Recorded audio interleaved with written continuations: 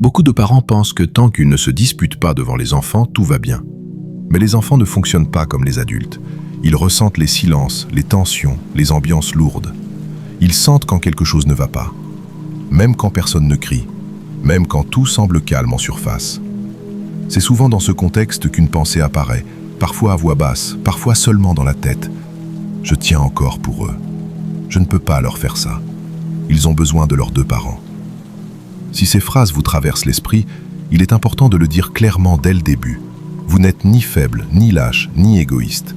Vous êtes un parent qui essaie de protéger ses enfants du mieux qu'il peut, souvent avec beaucoup de peur, de culpabilité et un énorme sens des responsabilités. Et c'est justement pour cela que ce sujet mérite d'être pris au sérieux, avec lenteur et respect.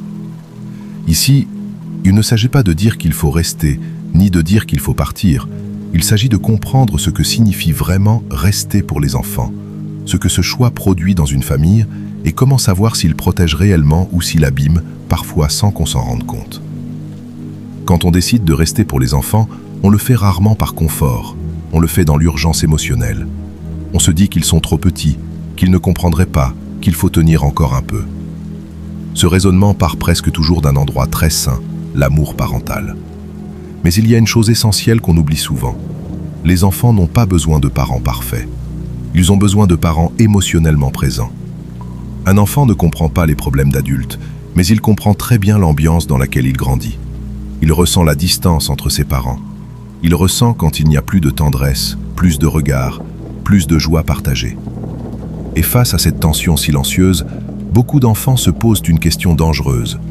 Est-ce que c'est à cause de moi ? C'est pour cela que rester ensemble n'est pas toujours synonyme de sécurité. La sécurité émotionnelle ne vient pas du fait que les parents vivent encore sous le même toit. Elle vient du climat émotionnel dans lequel l'enfant évolue chaque jour. Rester dans un couple où l'on va mal a aussi un impact profond sur les adultes. À force de tenir, on s'éteint. On devient plus irritable, moins patient, moins disponible émotionnellement. Parfois, on devient un parent présent en apparence, mais épuisé à l'intérieur. Et les enfants apprennent énormément par l'exemple. Sans le vouloir, on leur montre que l'amour, c'est supporter, se taire, faire passer ses besoins après ceux des autres. Il est alors important de se poser une question simple, mais essentielle. Est-ce le modèle de relation que vous voulez transmettre à vos enfants ? Il existe une idée très répandue. Une séparation détruit les enfants. La réalité est plus complexe. Ce qui abîme le plus les enfants, ce n'est pas la séparation en elle-même. C'est le conflit chronique, la tension permanente, l'insécurité émotionnelle. Un enfant peut grandir de façon équilibrée avec des parents séparés, si le climat reste stable, respectueux et sécurisant. À l'inverse, un enfant peut souffrir profondément dans une famille intacte si l'ambiance est froide, lourde ou conflictuelle. Ce n'est donc pas une question de structure familiale, c'est une question de qualité émotionnelle. Alors comment savoir si rester protège ou abîme ? Il n'y a pas de réponse universelle, mais il existe des questions honnêtes à se poser. Y a-t-il encore du respect entre vous ? Les enfants voient-ils parfois de la tendresse ? Les conflits sont-ils rares et réparables ou constants et silencieux ? Pouvez-vous encore rire ensemble, même un peu ? Rester pour les enfants n'est sain que si le couple reste vivant, même imparfait. Sinon, rester devient un sacrifice silencieux qui finit par peser sur tout le monde. Il y a aussi une autre vérité difficile à accepter.